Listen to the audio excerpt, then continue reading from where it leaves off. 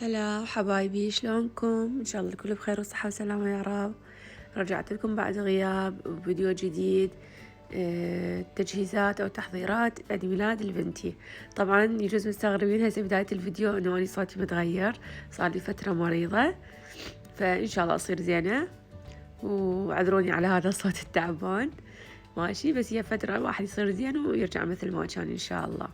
فهسه هنا أنا رايحة أشتري أغراض العيد ميلاد اللي هي الزينة، والنفاخات، يعني هالأمور، الثيم مال العيد ميلاد وغيره، يعني من هاي الشغلات اللي نحن نجهزها للعيد ميلاد. فأكمل النواقص اللي عندي وأشوف بعد شو أحتاج شو محتاج، كلها أحضره وأجيبها للبيت ورا حتى نبدي بالتجهيزات. خليكم وياي. هسه هنا أنا أخذت هاي النفاخات اللي عبارة عن لون أزرق وأبيض، صايرات وشفافة، فراح أراهم وياه. وأخذت هاي النفاخات بيها 100 وحدة ملونة، هاي خليتها صراحة احتياط أخذتهم، قلت يعني جزء أحتاج له شي. وهاي مثل صايرة مثل الحبال تربطون بيها الزينة مال عيد ميلاد. وأخذت هاي مال الهابي بيرثداي مكتوب هم هيج على زراق يعكس ألوان. واخذت هاي نفاخات همين لون ابيض هم زايده. واخذت هذا الشريط مثل كل مره، طبعا هذا اخذه وما استخدمه بعدين. واخذت هاي الزينه همينه. انا صراحه ما اريد اسوي كلش هوسه الغرفه. واخذت هذا الثيم همينه مالت إلسا، مال فروزن يسموها إلسا وانا. فراح اسوي الغرفه، يعني ازينه على لون ازرق ويا هذا الثيم يرهم. ماشي. وهذا بيه القلاصات، بيه القصب، بيه الشفقات، بيه الشطلات، السكاكين، وبيه النايلون السفرة مالتهم. واخذت هاي الشموع همينة 6، لان عمر بنتي راح يصير 6. واخذت هاي، فاما راح اخلي هاي على الكيكة رقم 6 هي هم شمعة، يا اما راح اخلي الشموع. فأشوف يعني يا واحدة من عندهم ترهم على ضوء ذاك راح أشوف. وهنا أخذت هاي الشعالات النارية، وهاي همين الثانية. وأخذت هنا هاي النوعية من الشموع، قالوا عليها إنه تطول 8 ساعات تشتغل، لأنه ما تخلص بسرعة بين ما نشغل 3-4 لوخة تنطفي، لا هاي كل واحدة تطول 8 ساعات. كلش خوش نوعية. فأخذت لي همين مجموعة من هاي الشموع، قلت أصفطهن على الميز. وأخذت هذا همين قلت أخلي بيه بوشار أخلي على الميز أصفطه. وبعد شنو بقى عندنا؟ وأخذت هاي المواعين السفرية، أخذت 30 وحدة هالشكل هذا أبيض أطرافه ذهبي، ما لقيت لون يجي على سمائي صراحة أو أزرق، فسويت أبيض.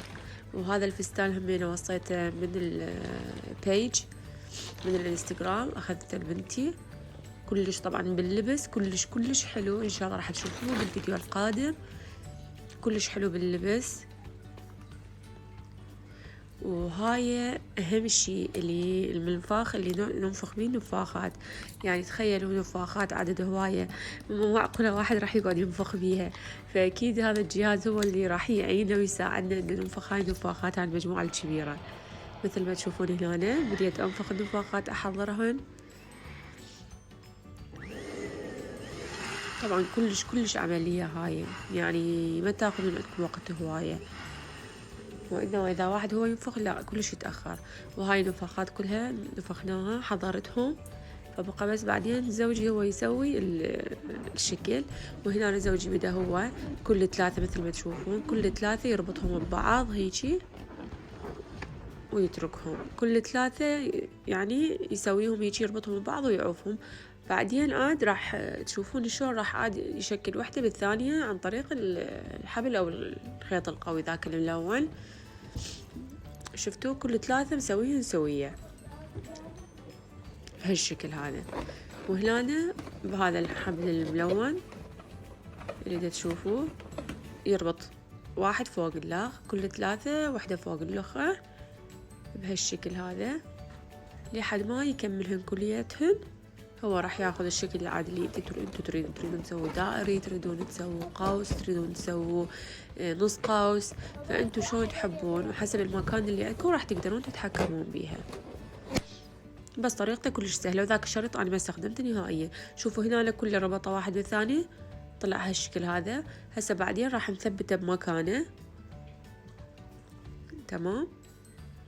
وهنا ثبتناه، اوكي. عندنا هذا حوض السمك، فثبتنا على حوض السمك بهالشكل مثل ما تشوفون قدامكم. وهذا الثيم مالت الإلسا خليته هناك، والكتابة همينة حطيتها جوا. وهاي النشرات اللي تشوفوها، كان عندي نشرات بالبيت ثبتتها بيناتهم، ماشي، على مود تنطي إضاءة حلوة، يعكس لون حلو مثل ما تشوفون هنا. شوفوا كلش حلو. طبعا هاي النشرة أنا أقدر أتحكم بيها تنطفي وتشتغل بسرعة أو ببطء أو تبقى هيجي ثابتة، انتو تقدرون تتحكمون بيها. شوفوا هنا خليتها إنه الإضاءة تشتغل وتنطفي مثل ما تشوفون، انطاها هيجي شكل حلو، النفاخات همينة بارزة. وهنا زينت الغرفة بهالشكل، ما حبيت تصير كلش هوسة، زين اكتفيت بهالقدر بس، لأن الهوسة همينة كلش صراحة ما حلوة الهوسة كلش، فهيجي كلش زين. وهنا كنت موصية على معجنات لحم بعجين وكوباية حلب، ووصيت بورق وسمبوسة. صراحة وصيتهم من برا لأن أنا مريضة ما بيا حل أسوي شي. وهاي المواعين الثيم اللي قلت لكم عليه مال إلسا، وزعت على المواعين على الميوزة مثل ما تشوفون هنا قدامكم، وحطيت ورد على الميز، والشموع هم أنا وزعتهن بهالشكل هذا.